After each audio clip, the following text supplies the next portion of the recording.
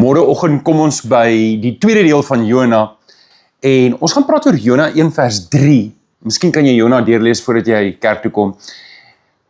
En ons lees hierdie woorde en Jona het van die Here af weggevlug.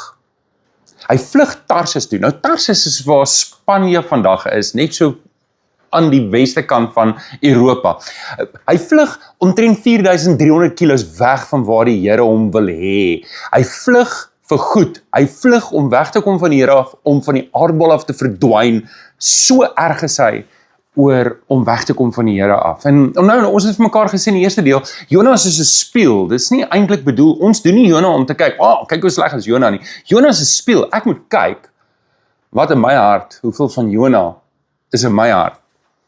En môreoggend gaan ons kyk na 4 maniere hoe ek en jy ook vlug van die Here af, van sy roeping, dit wat hy vir ons wil hê. So, môreoggend praat ek met jou oor vlugtelingstatus. Vlug ons van die Here. Daar's 2 dienste, 8:30 en 10:00. Kom vroeër en kom drink saam koffie. Dink nie is wonderlik al die reën wat val nie. Ek sê vir die Here dankie. Kom ons sê sommer vir die Here nou dankie.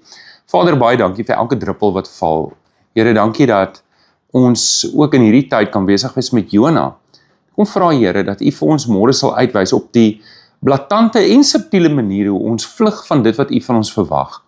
Here, dalk is 'n paar van ons nou op 'n boot op pad Tarsis toe, maar U wil ons in Ninive hê. Here, kom help vir ons, dat ons U sal eer in ons lewens. Kom seën vir ons. Ons bid dit in Jesus naam. Amen. Sien jou môreoggend 8:30 of 10:00. Die Here seën. Mooi Saterdag.